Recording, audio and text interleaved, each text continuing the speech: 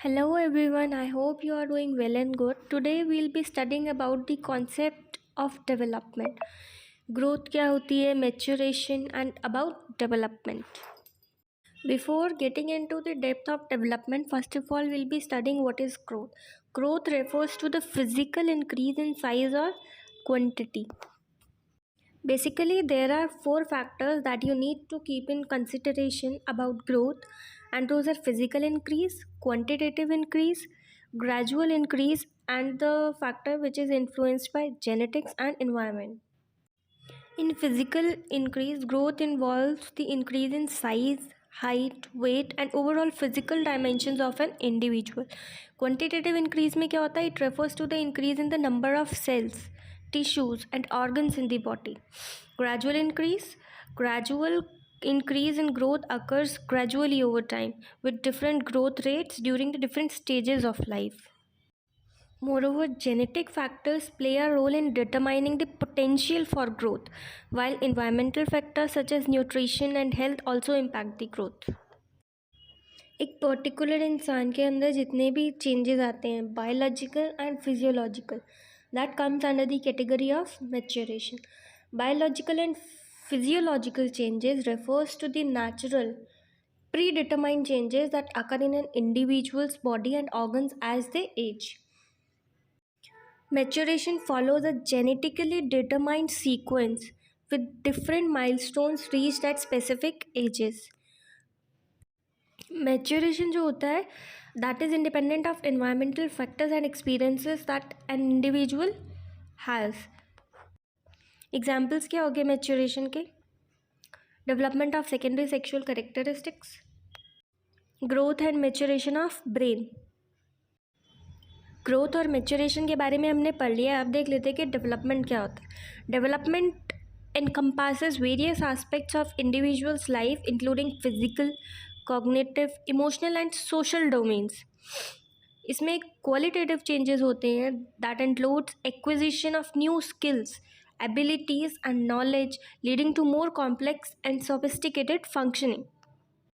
हमारा जो डेवलपमेंट है that is influenced by nature as well as nurture.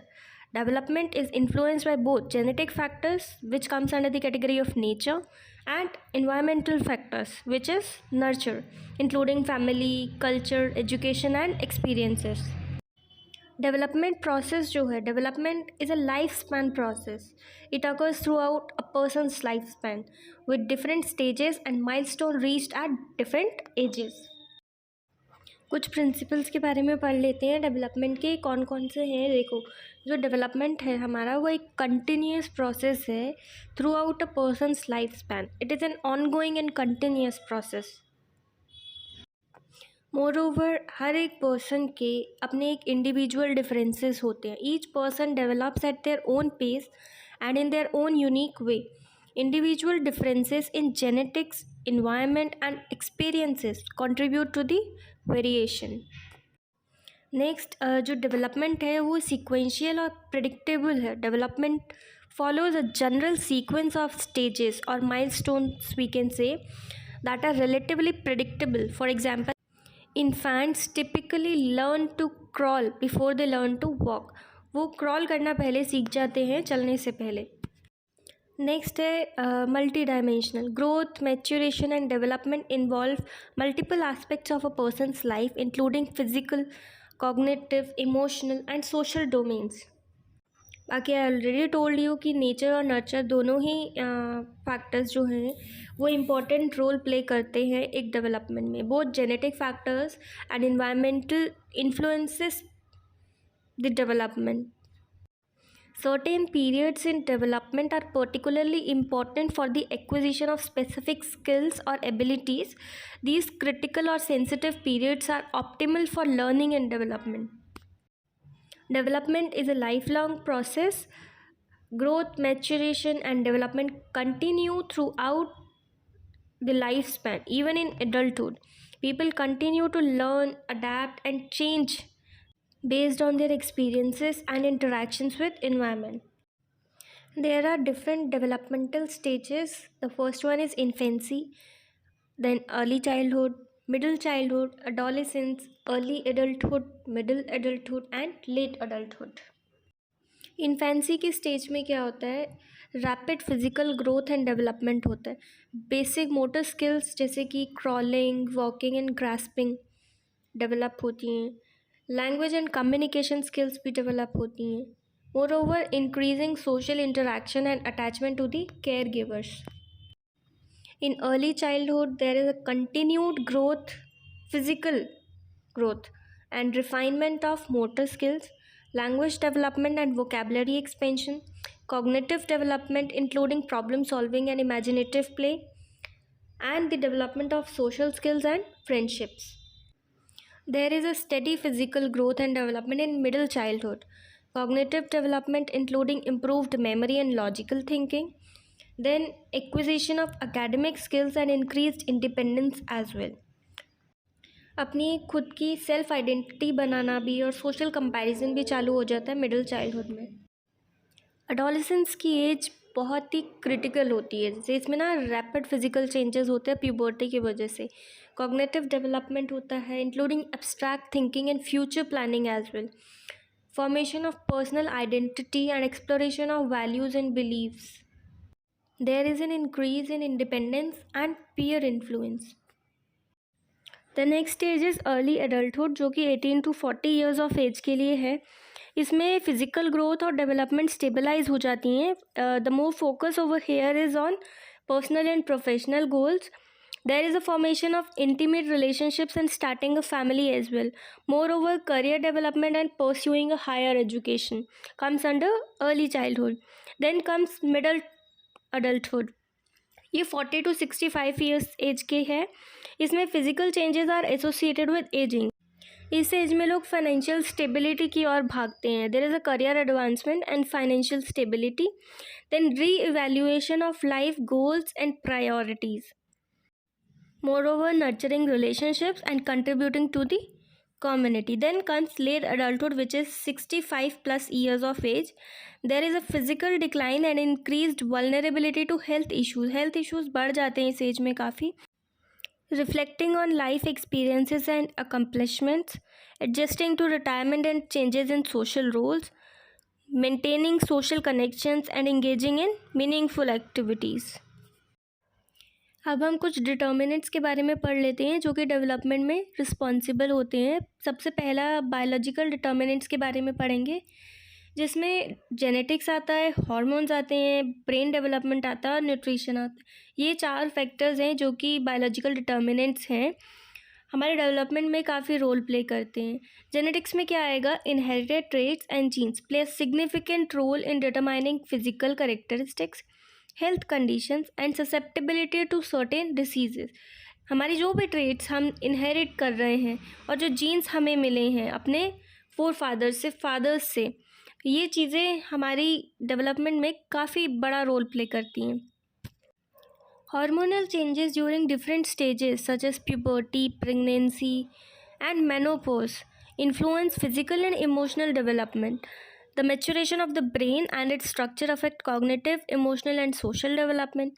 हमारा जो ब्रेन डेवलपमेंट है उसका जो स्ट्रक्चर है वो हमारी कॉग्निटिव, इमोशनल और सोशल डेवलपमेंट के लिए रिस्पॉन्सिबल है. और हमारा adequate nutrition that is very much crucial for our physical growth and brain development, impacting overall health and wellbeing. अब कुछ सोशियो कल्चरल डिटर्मिनेंट्स है जिसमें आते हैं family and caregivers. The quality of relationship and parenting styles within the family influences social, emotional and cognitive development. हमारी family, हमारे जो care givers हैं, हमारी रिलेशनशिप हमारे पेरेंट्स के साथ में, वो बहुत बड़ा रोल प्ले करती है हमारी डेवलपमेंट में. Then comes socio-economic status. Economic resources, access to education, health care and opportunities can significantly impact a person's development. Cultural beliefs and values also affect our development. The cultural norms, traditional beliefs shape a person's identity, values and behaviors. Then comes interactions with peers and social groups can impact socialization, identity formation and decision making. जो भी हमारा peer group है उनके साथ में interaction जो हम कर रहे हैं, जो भी हमारे social groups है, ये हमारे एक आइडेंटिटी बताने में और हमारे डिसीजन लेने में बहुत बड़ा रोल प्ले करते हैं. Then comes education and schooling. Quality education and access to educational resources can influence cognitive development and future opportunities. The next is media and technology. Exposure to media, including television, internet, social media, can shape attitudes, behaviors, and cognitive development. अब हम pre natal development के बारे में पढ़ेंगे. Pre natal development क्या होता है? It refers to the process of growth and development that occurs in a baby before birth. Baby के बॉर्न होने से पहले जो भी चेंजेस या ग्रोथ या डेवलपमेंट होते हैं उसको प्री नेटल डेवलपमेंट कहते हैं. During prenatal development there are 3 main stages. The first is germinal stage, the second is embryonic stage, and the third is fetal stage. Germinal stage last approximately 2 weeks after conception और zygote बनने से पहले fertilisation का process होता है. There is a rapid cell division that takes place as the zygote travels down the fallopian tube towards the uterus. Cell division का process होता है, वो भी बहुत रैपिड होता है. Then implantation occurs in the uterine lining. इसमें देखो फर्टिलाइजेशन हो रहा है, फिर रैपिड सेल डिवीजन हो रहा है, उसके बाद इम्प्लांटेशन हो रहा है. ये 3 चीज़ें हैं जो कि जर्मिनल स्टेज में हो रही है. Then comes embryonic stage. It last from the implantation until the end of the 8th week, that is around week 3. अब this stage last around 3 weeks और जो जर्मिनल थी वो 2 वीक्स तक. ठीक है, ये इम्प्लांटेशन से 8th वीक तक लास्ट करती है. मेजर ऑर्गन्स और बॉडी सिस्टम जो होता है दैट बिगिन्स टू फॉर्म, वो बनना चालू हो जाता है. The embryo is most vulnerable to external influences during this stage. The heart starts beating and the basic body structure like limbs, facial features and internal organs develop. इस stage में जो भी मेजर ऑर्गन्स होते हैं वो develop होना शुरू कर देते हैं. Then the next stage is the fetal stage which begins at the 9th week and continues until birth. पहली स्टेज हमारी 2 वीक्स लास्ट कर रही थी. एम्ब्रियोनिक स्टेज हमारी इम्प्लांटेशन से अराउंड 3 वीक्स तक लास्ट करी और जो फीटल स्टेज है वो 9th वीक से पूरे बर्थ तक लास्ट करती है. रैपिड ग्रोथ और development occurs during this stage. Organs and body system continues to mature. The fetus starts to move and respond to external stimuli. By the end of fetal stage the fetus is fully formed and ready for birth. During prenatal development, there are several factors that can affect the stages of development. The first is maternal health. Mother की health कैसी है? The health and well-being of the mother can impact the development of the fetus. Factors such as nutrition, substance abuse, and maternal illness can have an effect. The next is environmental factors. The environment in which the mother lives can also influence prenatal development. Exposure to toxins, pollutants, and certain medications can have negative effects on the developing fetus. The next are genetic factors. The genetic makeup of both mother and father can play a role in prenatal development. Mother के भी factors और जो father के भी genetic factors हैं, दोनों ही बहुत बड़ा रोल प्ले करते हैं प्रीनेटल डेवलपमेंट में. Certain genetic conditions or abnormalities can impact the growth and development of fetus. High levels of stress experienced by the mother during pregnancy can potentially affect the fetus. Chronic stress can have an impact on the developing brain and can increase the risk of certain health issues. The age of the mother can also influence prenatal development. Teenage pregnancies and pregnancies in older women may carry higher risk for certain complications. Development during infancy. अभी हमने prenatal development के बारे में पढ़ा, अब हम infancy में development जो होता है उसके बारे में पढ़ लेते हैं. इसमें फिजिकल एंड मोटर डेवलपमेंट होता है, सेंसरी एंड परसेप्चुअल डेवलपमेंट होता है, लैंग्वेज डेवलपमेंट होता है, इमोशनल डेवलपमेंट होता है, सोशल डेवलपमेंट होता है. अब डिटेल में एक एक करके पढ़ लेते हैं. सबसे पहला फिजिकल एंड मोटर डेवलपमेंट पढ़ेंगे. उससे पहले हम ये जान लेते हैं कि इन्फेंसी क्या है. Infancy is a fascinating stage of development. During this time babies experience rapid growth and learn many new skills. They develop their motor skills like crawling, walking, and their cognitive abilities such as object permanence, It is also a crucial period for forming attachment with caregivers. अब physical and motor development में हम gross motor skills के बारे में पढ़ेंगे, fine motor skills, reflexes और उनको control कैसे किया जाता है. तो ग्रॉस मोटर स्किल्स क्या होती हैं? These involve the development of large muscle groups and coordination such as crawling, walking, running and jumping. Gross motor skills में क्या होता है? मसल्स का और कोऑर्डिनेशन का डेवलपमेंट होता है. इसमें बच्चा क्रॉल करना सीखता है, चलना सीखता है, कूदना सीखता है, भागना सीखता है. Then comes fine motor skills. These involve the development of small muscle group. Gross motor में क्या हो रहा था? लार्ज मसल ग्रुप्स का डेवलपमेंट हो रहा था, लेकिन इसमें स्मॉल मसल ग्रुप्स का डेवलपमेंट हो रहा है. Small muscle groups and coordination का. इसमें बच्चा ग्रास्प करना सीखता है, ऑब्जेक्ट्स को लिखना सीखता है और शू लेसेस को टाई करना सीखता है. Children reach certain development milestones at different ages such as sitting up, rolling over and standing. खड़े होना भी सीखते हैं, गोल गोल घूमना भी सीख जाता है, ऊपर बैठना भी सीख जाता है. Babies are born with certain reflexes such as the rooting reflex, which is turning their head towards touch on the cheek. अगर किसी बेबी के चीक को छुओ तो वो अपना हेड घुमाने लग जाता है, टर्न करने लग जाता है. And then the other one is reflex, grasping reflex, जिसमें grabbing objects placed in their palm. अगर उनको कोई भी ऑब्जेक्ट उनके हाथों में दिया जाता है वो फटाफट से ग्रास्प कर लेते हैं. As children grow they gain better control over their movements, allowing them to perform more complex task with precision and coordination. अब हम पढ़ लेते हैं सेंसरी एंड परसेप्चुअल डेवलपमेंट के बारे में. इसमें न्यू बॉर्न्स जो हैं they have a limited vision but it improves rapidly.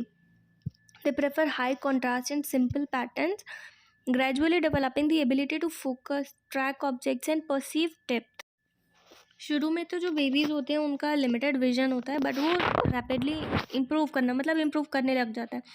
उनको हाई कॉन्ट्रास्ट और सिंपल पैटर्न्स की चीज़ें ज़्यादा अच्छी लगती हैं. एंड देन उसमें फोकस डेवलप हो जाता है, देखने का, ट्रैक करने का ऑब्जेक्ट को और उसकी गहराई को समझने का. Next is hearing. Babies are born with ability to hear and they can recognise their mothers voice. वो अपनी मम्मा की आवाज़ को पहचानते हैं. Over time they become more responsive to different sounds and can locate the source of the sound. उनको पता लग जाता है कि कहाँ से फिर आवाज़ आ रही है. वो धीरे धीरे सब पहचानने लग जाते हैं, रिस्पॉन्ड करने लग जाते हैं. Moreover, infants have a preference for sweet flavors. उनको sweet flavors ज़्यादा पसंद होते हैं and can differentiate between different tastes. Their sense of smell also develops, allowing them to recognize familiar scents like the caregiver's scent. वो अपनी mother की या जो भी caregivers हैं उनकी scent से familiar होते हैं, पहचानते हैं. Babies have a well-developed sense of touch from birth. They explore their world through touch and can differentiate between different textures and temperatures. Sensory development is closely linked to motor development. As babies gain more control over their bodies, they can explore, interact with their environment, further enhancing their sensory and perceptual abilities.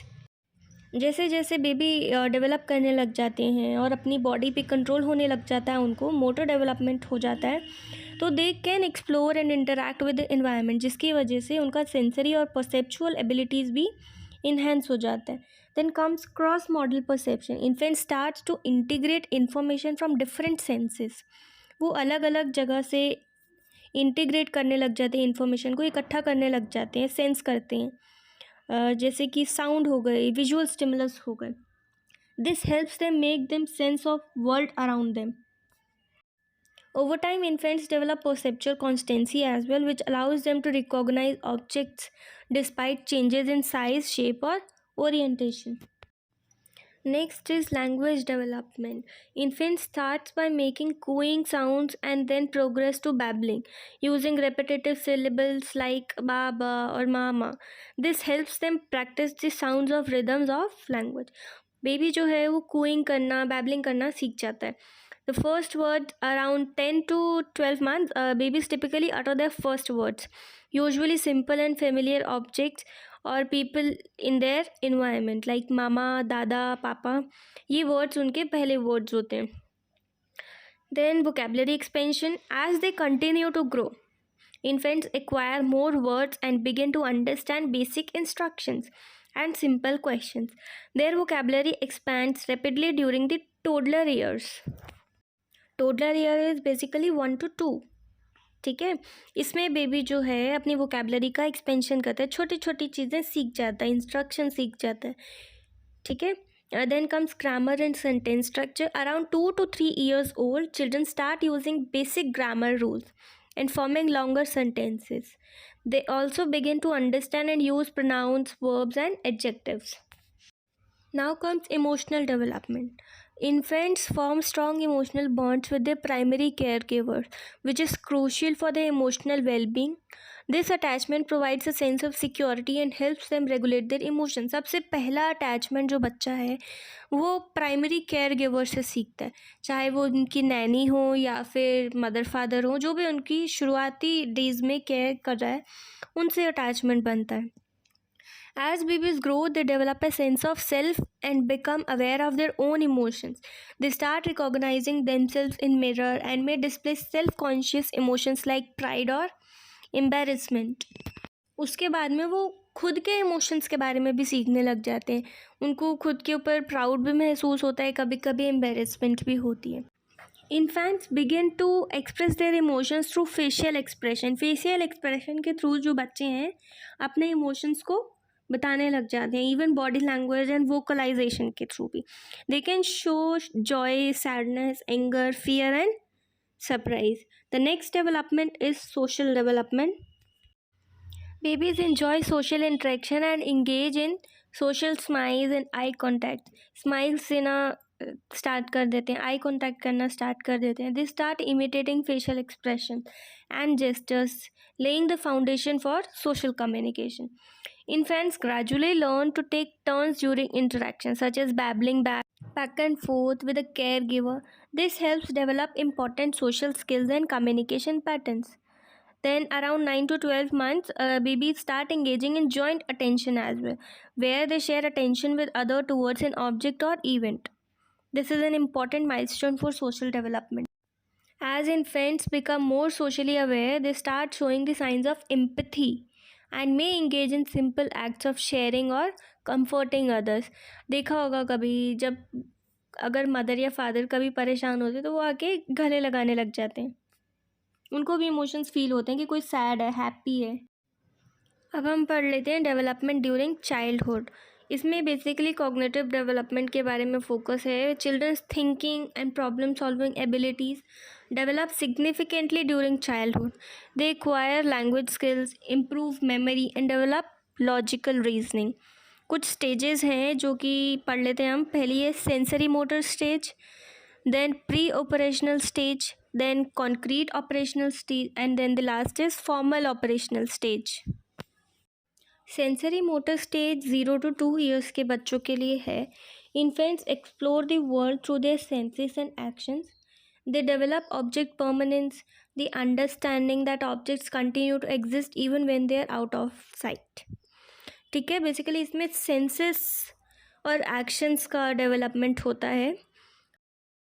Object की existence के बारे में उनको पता लग जाता है, भले वो देख ना रहे हो बट उन्हें पता है कि वो ऑब्जेक्ट एग्जिस्ट करती है. Then the next stage is preoperational stage. Children start to use symbols such as words and images to represent objects and events. They engage in pretend play and develop language skills. However, their thinking is still egocentric, meaning they struggle to see things from others' perspective. बच्चे इस time पे symbols का use करना चालू कर देते हैं. Words और इमेजेस के थ्रू ऑब्जेक्ट्स या इवेंट्स को रिप्रेजेंट करना चालू कर देते हैं. लैंग्वेज स्किल्स डेवलप हो जाती हैं इसमें, लेकिन फिर भी वो अभी दूसरों के पर्सपेक्टिव, दूसरों का व्यू पॉइंट क्या है वो नहीं समझ पाते हैं, लेकिन अपना बता पाते हैं. अपने ही व्यू पॉइंट से वो समझते हैं चीज़ों को, ईगोसेंट्रिक होते हैं. The third stage is concrete operational stage. Children become more logical and can think more systematically. इस एज में बच्चे जो हैं वो लॉजिकल हो जाते हैं और सिस्टमैटिक वे में सोचने लग जाते हैं. They understand concepts like conservation and can engage in basic problem solving. ठीक है. The last is formal operational stage. Adolescents and adults develop the ability to think abstractly and hypothetically.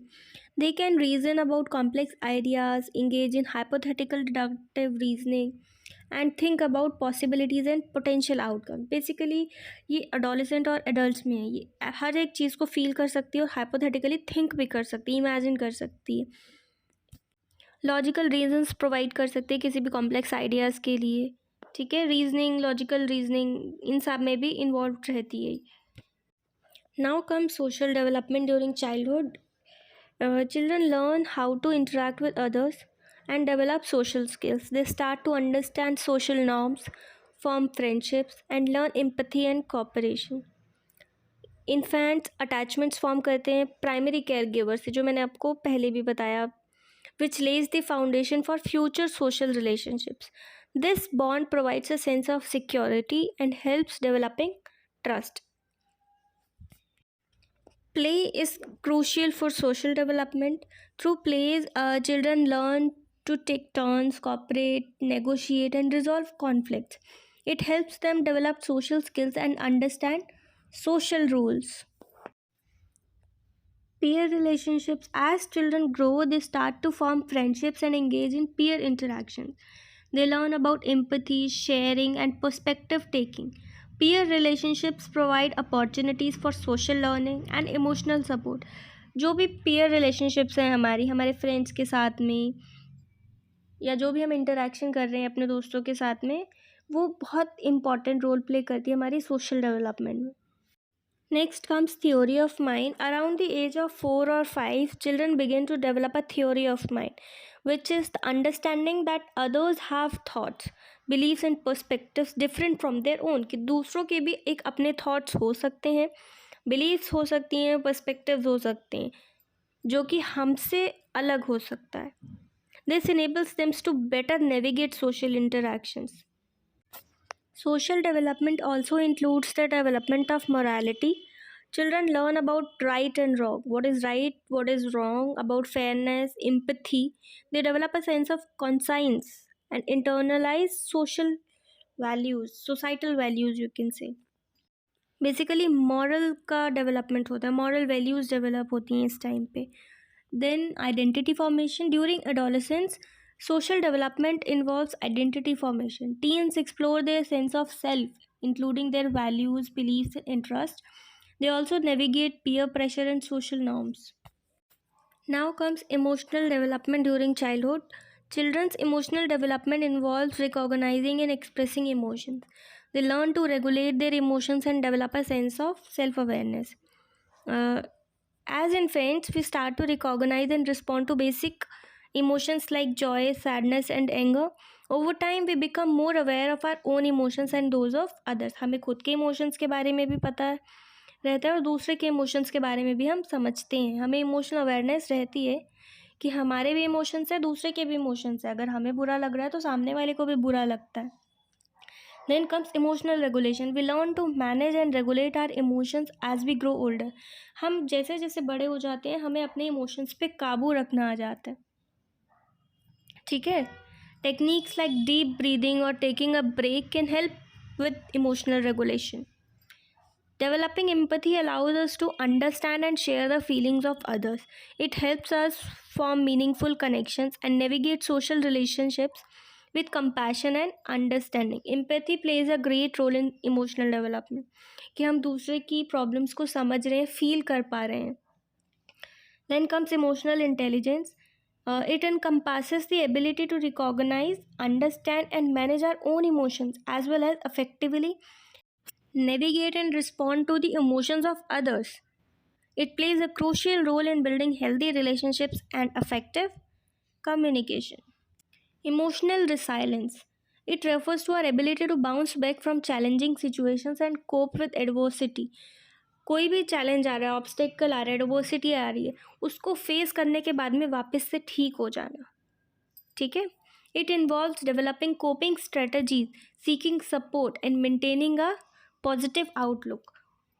सब कुछ झेलने के बाद भी एक पॉजिटिव आउटलुक रखना, सारी डिफ़िकल्टीज़ को फेस करना, and then proudly you are standing emotionally strong. Then comes self-reflection. Emotional development also involves self-reflection, where we examine our own emotions, motivations, and behaviors.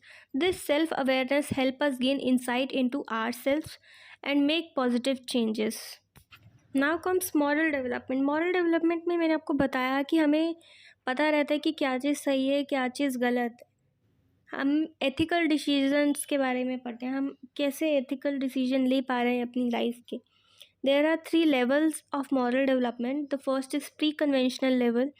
At this stage, individuals make moral decisions based on self-interest and avoiding punishment. Punishment से दूर भागने के लिए हम कुछ decisions लेते हैं. They follow rules to avoid getting into trouble.